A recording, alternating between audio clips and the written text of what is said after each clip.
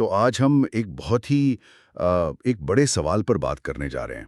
پاکستان کا مستقبل کیا ہے؟ جی خاص طور پر جب پاکستان 2047 میں اپنی آپ کہہ لیں 100 سالہ سالگرہ منائے گا تو وہ کیسا نظر آئے گا؟ اور یہ کوئی خیالی بات نہیں ہے۔ نہیں، بالکل نہیں۔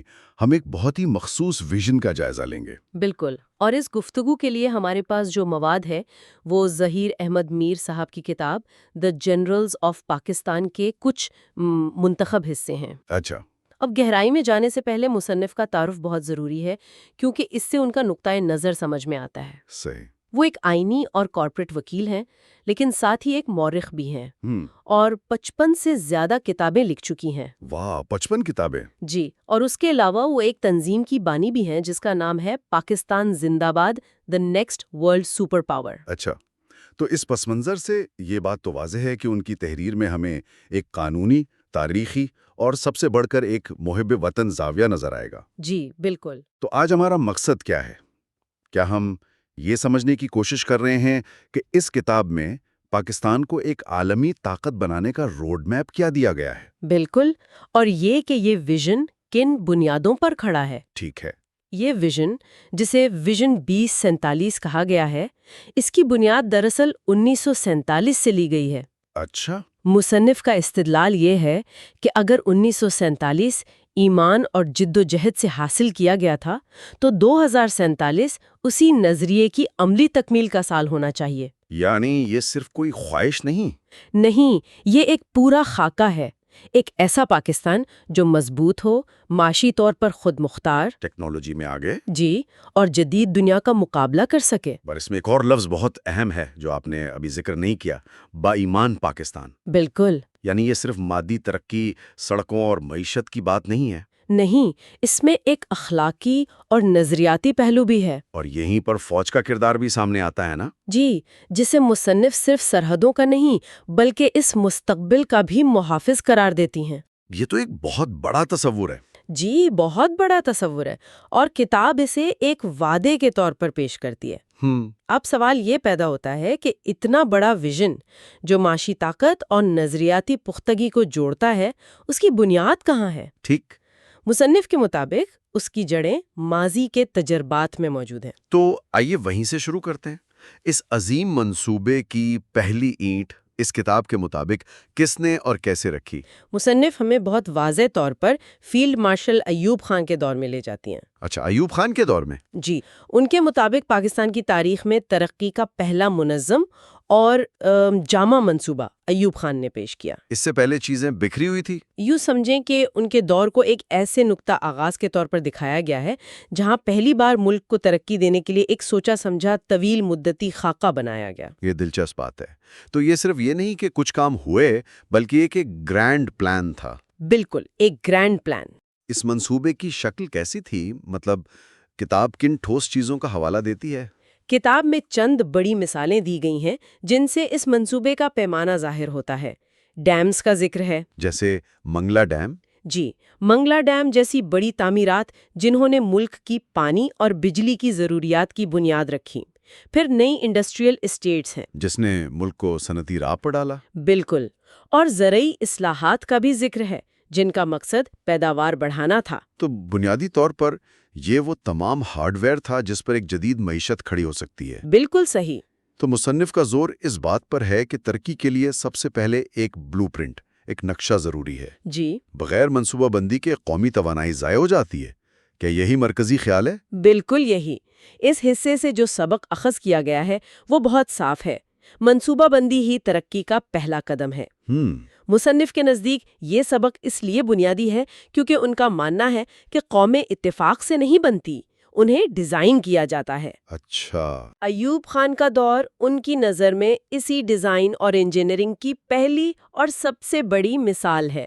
ٹھیک ہے، تو یہ تو ہو گئی ملک کے ہارڈ ویئر کی بات، معاشی ڈھانچہ، انفراسٹرکچر اور ترقی کا مادی پہلو۔ جی، لیکن جیسا کہ ہم نے شروع میں بات کی، ویژن 2047 صرف اسی پر مشتمل نہیں ہے۔ بالکل نہیں۔ مصنف کے مطابق کسی بھی ملک کو چلانے کے لیے ایک سافٹ ویئر بھی تو چاہیے، ایک نظریہ، ایک سمت۔ جی، اور کتاب اس نظریاتی پہلو پر بھی بات کرتی ہے۔ کیسے؟ یہاں آ کر مصنف کہانی کا رخ ایک بالکل مختلف دور اور ایک مختلف رہنما کی طرف موڑتی ہیں۔ اور وہ کون ہے؟ جنرل ضیاء الحق۔ اچھا۔ کتاب کا ترک یہ ہے کہ اگر ایوب خان نے ملک کے جسم کو مضبوط کرنے کا منصوبہ دیا تو ضیاء الحق نے اس کی روح کو ایک سمت دینے کی کوشش کی۔ یعنی مادی ترقی کے بجائے نظریاتی بنیادوں پر زور۔ جی، ان کے دور کو اسی حوالے سے پیش کیا گیا ہے۔ یہ ایک بہت بڑا تضاد لگتا ہے، مطلب ایک طرف خالص ٹیکنوکریٹک معاشی ترقی کا ماڈل، جی، اور دوسری طرف ایک ایسا دور جس کا پورا زور نظریہ اور ایمان پر تھا۔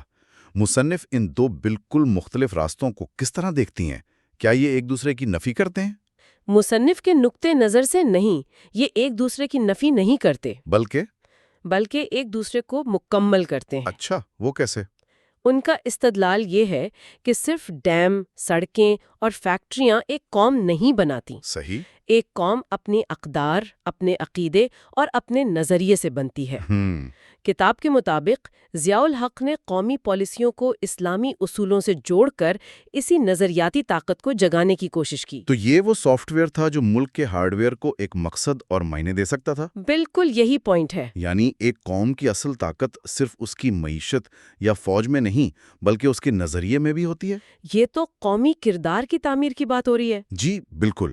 مصنف کا نقطہ نظر یہی ہے کہ ایک مضبوط معیشت اور ایک طاقتور فوج اگر ایک مضبوط نظریاتی بنیاد کے بغیر ہوں تو وہ بھٹک سکتی ہے، اسے سمت کی ضرورت ہوتی ہے۔ بالکل، اسی لیے اس دور سے جو سبق کتاب اخذ کرتی ہے وہ بھی بالکل مختلف ہے۔ اور وہ سبق کیا ہے؟ وہ سبق ہے طاقت کو ایمان کی سمت کی ضرورت ہوتی ہے۔ طاقت کو ایمان کی سمت کی ضرورت ہوتی ہے، واہ! یعنی مادی طاقت کو اگر اخلاقی اور ایمانی قطب نما نہ ملے تو وہ بے مقصد ہو کر رہ جاتی ہے۔ یہ واقعی ایک دلچسپ موازنہ ہے۔ تو اب ہمارے پاس میز پر دو ماڈل ہیں۔ جی، ایک طرف ایوب خان کا ترقیاتی ماڈل، منصوبہ بندی، انفراسٹرکچر، معاشی نمو۔ صحیح۔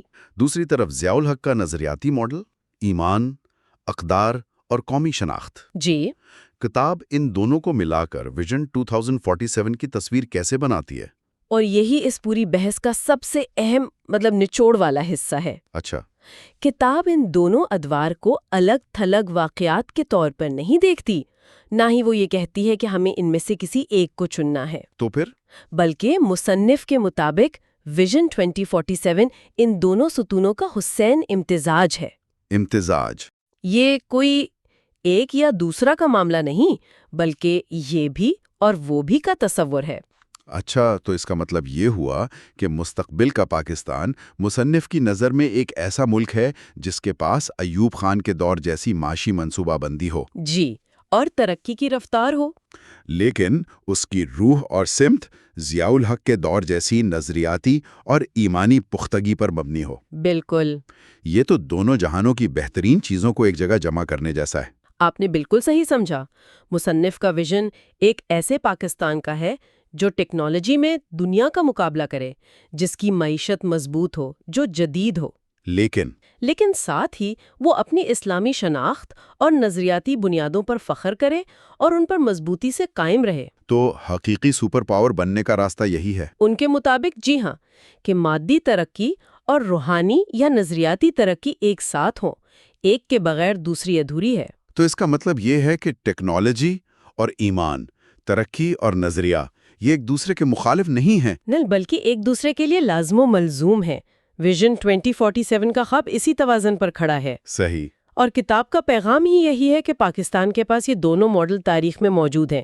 ہمیں کوئی نئی چیز ایجاد کرنے کی ضرورت نہیں، ہمیں صرف ماضی کے ان وہ کامیاب تجربات سے سیکھ کر انہیں مستقبل کے لیے یکجا کرنا ہے۔ بالکل، ایک طرف سے معاشی طاقت کا ڈھانچہ لینا ہے اور دوسری طرف سے اسے چلانے کے لیے نظریاتی انجن۔ تو آخر میں اگر ہم اس ساری گفتگو کا خلاصہ کریں تو ان اقتباسات میں ہمیں ماضی کی قیادت کے دو بالکل مختلف نمونوں کو بنیاد بنا کر مستقبل کی تعمیر کا ایک بہت واضح روڈ میپ نظر آتا ہے۔ جی، ایک بہت پرعزم روڈ میپ۔ اور یہ تاریخ کو صرف پڑھنے کی بجائے اس سے سیکھ کر آگے بڑھنے کا ایک فلسفہ ہے۔ بالکل، یہ ایک ایسا فریم ورک ہے جو مستقبل کے لیے ایک واضح سمت فراہم کرتا ہے۔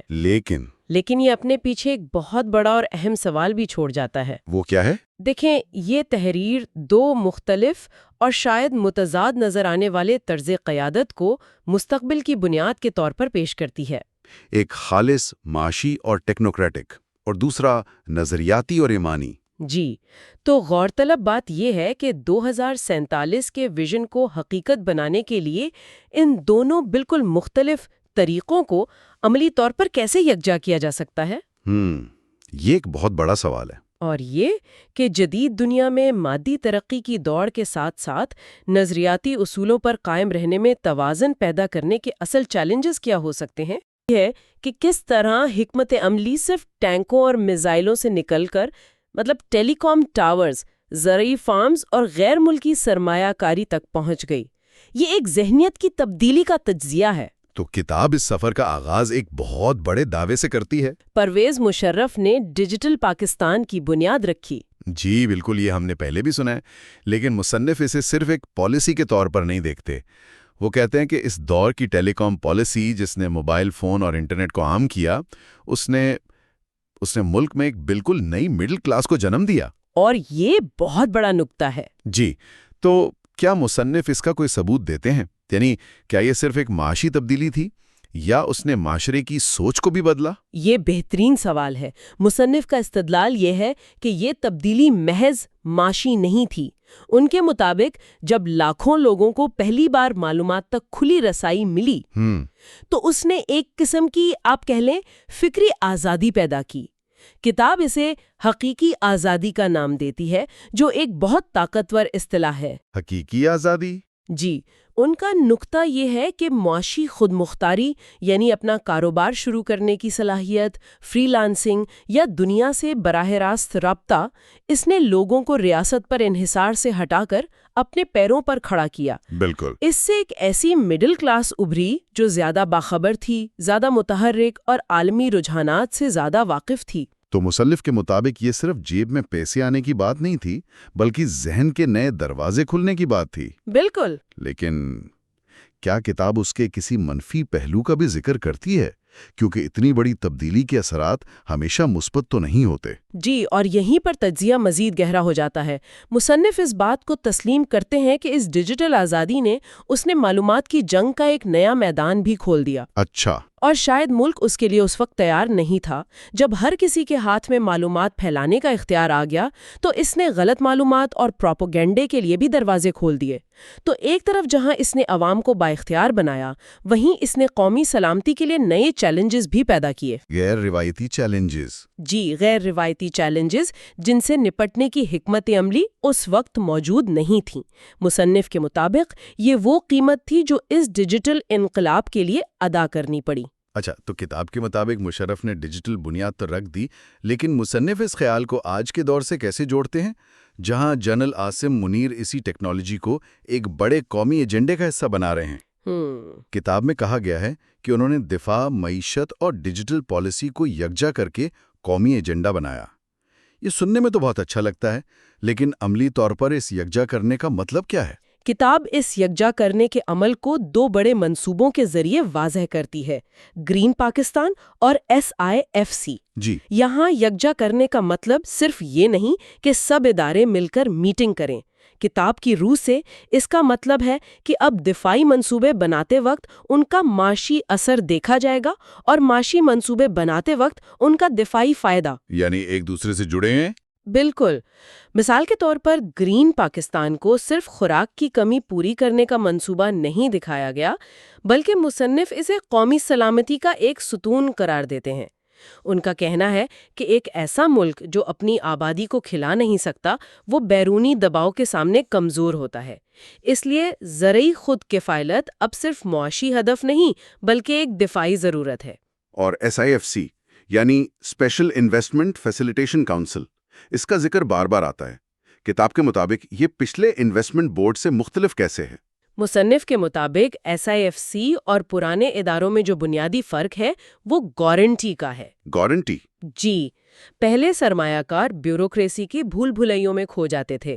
SIFC کا ماڈل، جیسا کہ کتاب میں بیان کیا گیا ہے، ایک ون ونڈو آپریشن کی طرح ہے۔ ٹھیک ہے۔ لیکن فرق یہ ہے کہ اس کھڑکی کے پیچھے صرف ایک کلرک نہیں بلکہ ریاست کے تمام طاقتور ادارے کھڑے ہیں جو سرمایہ کار کو منصوبے کی تکمیل کی گارنٹی دیتے ہیں۔ اور فوج کی شمولیت؟ فوج کی شمولیت مصنف کے نزدیک اس گارنٹی کو ٹھوس بناتی ہے۔ یہ غیر ملکی سرمایہ کاروں کو یہ پیغام دیتی ہے کہ ان کی سرمایہ کاری پالیسیوں کی تبدیلی یا سیاسی عدم استحکام سے متاثر نہیں ہوگی۔ یہ دراصل معیشت کو قومی سلامتی کی چھتری فراہم کرنے کی ایک کوشش ہے۔ قومی سلامتی کی چھتری، تو یہ ایک طرح سے معاشی میدان میں بھی ڈیٹرنس یا روک تھام کا ایک نیا تصور ہے۔ بالکل یہی نکتہ ہے۔ جیسے فوجی طاقت دشمن کو روکتی ہے، ویسے ہی ریاستی اداروں کی مشترکہ طاقت معاشی عدم استحکام کو روکتی ہے۔ بالکل۔ کتاب ایک جگہ کہتی ہے مستقبل جنگ سے نہیں، دانائی اور اتحاد سے جیتا جاتا ہے۔ یہاں اتحاد سے مراد صرف سیاسی جماعتوں کا اتحاد نہیں، بلکہ ریاست کے تمام ستونوں، فوج، حکومت، بیوروکریسی کا معاشی میدان میں متحد ہونا ہے۔ اچھا۔ مصنف کے مطابق یہی وہ تبدیلی ہے جو عاصم منیر کا ویژن لایا ہے، یعنی قومی سلامتی کی جنگ اب صرف سرحدوں پر نہیں بلکہ اقتصادی راہداریوں، سٹاک مارکیٹ اور کھیتوں میں بھی لڑی جائے گی۔ اچھا، تو اب تک ہم ماضی اور حال کی بات کر رہے تھے، لیکن جب کتاب مستقبل کا ذکر کرتی ہے، ویژن 2047، تو کیا یہ صرف ایک خواہشوں کی فہرست ہے یا مصنف اس کو حاصل کرنے کا کوئی عملی روڈ میپ بھی پیش کرتے ہیں؟ نہیں، یہ صرف ایک خواہش کی فہرست نہیں ہے۔ کیونکہ بڑے بڑے ویژن کا اعلان تو پہلے بھی ہوتا رہا ہے۔ درست۔ مصنف اس ویژن کو 4 ٹھوس ستونوں پر کھڑا کرتے ہیں، اور ان کا استدلال یہ ہے کہ یہ چاروں مل کر ایک دوسرے کو سہارا دیتے ہیں، جس سے یہ صرف ایک خواب نہیں بلکہ ایک قابل عمل منصوبہ بن جاتا ہے۔ پہلا ستون ہے ایمان اور قومی یکجہتی، دوسرا ٹیکنالوجی اور دفاعی اختراع، تیسرا معیشت اور SIFC اصلاحات، اور چوتھا عالمی سفارتکاری اور امن پر مبنی قیادت۔ یہ 4 ستون، ایمان، ٹیکنالوجی، معیشت، سفارتکاری، سننے میں تو بہت جامع لگتے ہیں، لیکن کیا کتاب اس بات پر بھی روشنی ڈالتی ہے کہ اگر ان میں سے کسی ایک ستون میں، مثلا معیشت میں، کمزوری آ جائے تو باقی ڈھانچہ کیسے قائم رہے گا؟ یہ بہت اہم نکتہ ہے۔ کیا یہ ایک دوسرے پر اس حد تک منحصر ہیں کہ ایک کی ناکامی سب کو لے ڈوبے گی؟ مصنف اس نکتے کو تسلیم کرتے ہیں، اور ان کے مطابق یہی اس ویژن کا سب سے بڑا چیلنج بھی ہے اور سب سے بڑی خوبی بھی۔ وہ کہتے ہیں کہ یہ ستون الگ الگ نہیں ہیں۔ اچھا۔ مثال کے طور پر ٹیکنالوجی اور دفاعی اختراع صرف جنگ کے لیے نہیں بلکہ یہ معیشت کو بھی مضبوط کرتی ہے۔ جدید ٹیکنالوجی زراعت کو بہتر بنائے گی، یعنی گرین پاکستان، اور سرمایہ پاری کو راغب کرے گی، یعنی SIFC۔ صحیح۔ اسی طرح ایک مضبوط معیشت عالمی سطح پر آپ کی سفارتی پوزیشن کو بہتر بناتی ہے۔ ان کا بیانیہ یہ ہے کہ یہ ایک زنجیر کی طرح ہے، ہر کڑی دوسری کو مضبوط کرتی ہے۔ لیکن وہ یہ بھی اشارہ دیتے ہیں کہ اگر معیشت والی کڑی کمزور پڑ گئی، جو کہ تاریخی طور پر پاکستان کی کمزوری رہی ہے، تو پھر پورا ویژن خطرے میں پڑ سکتا ہے۔ اس لیے SIFC جیسی اصلاحات کو وہ مرکزی حیثیت دیتے ہیں۔ تو اس کا مطلب ہے کہ اس ویژن کی کامیابی کا تمام تر انحصار معاشی استحکام پر ہے۔ اور جو پہلا ستون ہے، ایمان اور قومی یکجہتی، وہ اس پوری عمارت کو نظریاتی طور پر جوڑ کر رکھنے کے لیے ہے۔ جی۔ مصنف کے مطابق ایمان اور یکجہتی وہ سیمنٹ ہے جو ان باقی 3 اینٹوں یعنی ٹیکنالوجی، معیشت اور سفارتکاری کو جوڑ کر رکھے گا۔ ان کا ماننا ہے کہ اندرونی خلفشار اور نظریاتی ابہام کسی بھی بڑے قومی منصوبے کو ناکام کر سکتا ہے، چاہے اس کے معاشی اور تکنیکی پہلو کتنے ہی مضبوط کیوں نہ ہوں۔ اس لیے وہ اس ویژن کو صرف مادی ترقی کا منصوبہ نہیں بلکہ ایک قومی کردار کی تشکیل نو کا منصوبہ بھی قرار دیتے ہیں۔ تو اگر ہم ان تمام ٹکڑوں کو جوڑ کر دیکھیں تو کتاب جو تصویر پیش کرتی ہے وہ ایک تاریخی تسلسل کی ہے۔ جی، ایک تسلسل کی۔ مصنف کے مطابق یہ سفر ایوب خان کی منصوبہ بندی سے شروع ہوا، پھر ضیاء الحق نے اس میں ایمان کا عنصر شامل کیا، مشرف نے ڈیجیٹل انقلاب کی بنیاد ڈالی، اور اب عاصم منیر اس بکھرے ہوئے ویژن کو ایک مربوط قومی ایجنڈے کی شکل دے رہے ہیں۔ بالکل۔ کتاب کا بیانیہ یہی ہے کہ یہ ایک ارتقائی عمل ہے۔ ایسا لگتا ہے کہ مصنف یہ کہہ رہے ہیں کہ یہ سب مختلف رہنما ایک ہی عمارت کی تعمیر میں حصہ ڈال رہے تھے۔ جی، چاہے انہیں خود اس کا اندازہ ہو یا نہ ہو، ہر دور نے پچھلے دور کی بنیادوں پر تعمیر کی ہے، اور اس سارے عمل کا مقصد پاکستان کو 21ویں صدی کے چیلنجز کے لیے تیار کرنا ہے۔ یعنی روایتی سیکیورٹی سے ہمہ-جہت قومی ترقی کی طرف سفر۔ بالکل۔ یہ کتاب دراصل پاکستان کی اسٹریٹجک سوچ کے ارتقاء کی کہانی ہے، جہاں معیشت، ٹیکنالوجی اور سفارتکاری بھی اتنی ہی اہم ہے جتنا کہ دفاع۔ اور اس کہانی کا اختتام ایک بہت ہی پرامید اور بڑے دعوے پر ہوتا ہے۔ کتاب کا آخری جملہ ہے، جیسے 1947 آزادی کی صدی تھی، ویسے 2047 پاکستان کی عظمت کی صدی ہوگی۔ یہ ایک بہت ہی طاقتور بیان ہے۔ جی، اور یہ مستقبل کے لیے ایک واضح ہدف مقرر کرتا ہے۔ یہ اس پورے بیانیے کا نچوڑ بھی ہے۔ دیکھیں، یہ اقتباسات پاکستان کی قیادت کے بارے میں ایک مخصوص نظریہ پیش کرتے ہیں۔ اس میں چیلنجز کا ذکر کم اور ایک مستقل آگے بڑھنے والے سفر پر زور زیادہ ہے۔ یہ ایک ایسی تصویر ہے جو حال کو ماضی سے جوڑتی ہے اور مستقبل کے لیے ایک پرامید راستہ دکھاتی ہے۔ تو یہ کتاب میں پیش کیا گیا ویژن ہے۔ جی، کتاب میں ایمان، ٹیکنالوجی، معیشت اور سفارتکاری جیسے متنوع ستونوں پر مبنی ایک ویژن پیش کیا گیا ہے۔ یہ سب اپنی جگہ بہت اہم ہے، لیکن اس پوری گفتگو کے بعد ایک سوال ذہن میں آتا ہے جس پر غور کرنا چاہیے۔ وہ کیا؟ عالمی طاقت بننے کی راہ پر گامزن کسی قوم کے لیے ان مختلف اور بعض اوقات متضاد نظر آنے والے ستونوں کو کامیابی سے یکجا کرنے کے لیے حقیقی معنوں میں کس چیز کی ضرورت ہوتی ہے؟ کیا یہ صرف قیادت کا ویژن ہوتا ہے، یا اس کے لیے معاشرے کی ہر سطح پر ایک بنیادی تبدیلی اور اتفاق رائے کی بھی ضرورت پڑتی ہے؟ شاید اس سوال کا جواب ہی ویژن 2047 کی کامیابی یا ناکامی کا تعین کرے گا۔